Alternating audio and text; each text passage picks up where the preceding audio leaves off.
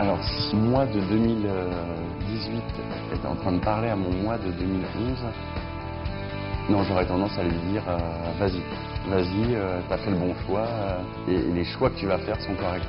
Bonjour, je suis Laurent Falcon et j'ai monté mes marques de salon de coiffure français à Pékin il y a quelques années.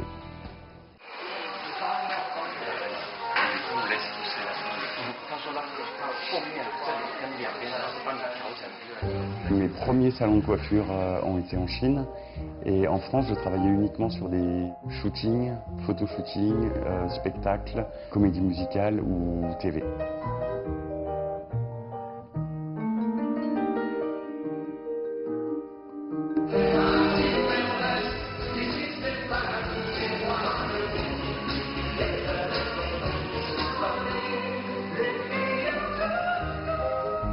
Et au début, j'avais décidé de venir pour 3 mois, juste pour voir si la vie pouvait me plaire en Chine ou pas. Et de fil en aiguille, je suis resté de 3 mois, que je devais faire normalement en Chine, à 2 ans et demi, sans rentrer une seule fois à Paris.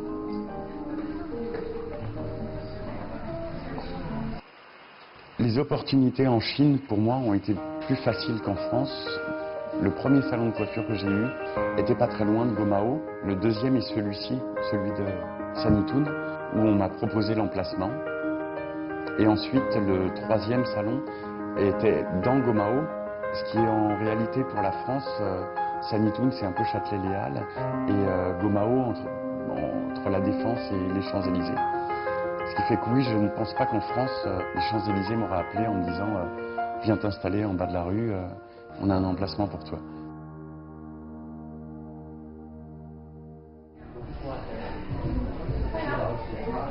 Mon démarrage en Chine sur mes premières coupes chinoises ont été très difficiles. J'ai mis, je crois, 1h30, quelque chose comme ça, à faire la coupe. Pourtant, la coupe était simple à la base. C'était un carré à cette longueur-là. Et je me rappelle le premier coup de ciseau que j'ai mis dans la nuque. Les cheveux se sont complètement redressés. La différence entre les coupes et la qualité de cheveux entre un Européen et un Chinois est énorme. J'ai mis, je pense, mes premiers mois à énormément regarder le travail que faisaient les coiffeurs chinois sur les Chinois, à analyser les problèmes, à comprendre pourquoi on faisait ça ou ça sur un cheveu chinois.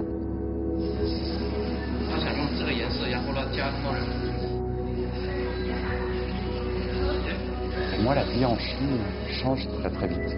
Tout évolue à vitesse grand V.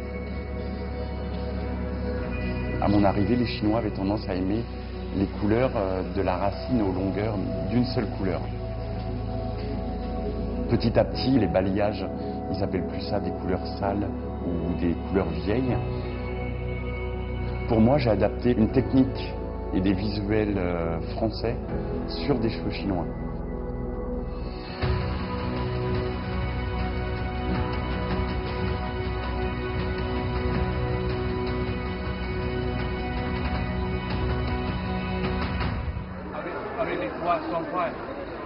Ah, il...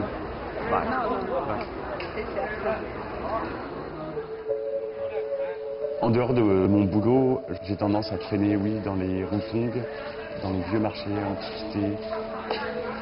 Avec d'autres personnes, on travaille sur l'accueil des Français en Chine. Il y a plein de points que j'ai aimés en Chine et que j'avais envie de faire découvrir aux étrangers qui venaient d'arriver. Ce que je trouve très intéressant dans Pékin particulièrement, c'est qu'on a réussi à mélanger du vieux, du neuf, de l'occidental et du chinois sans que la Chine perde sa valeur. Si je devais recommencer quelque chose, je ne vois pas ce que je changerais pour le moment dans mon parcours.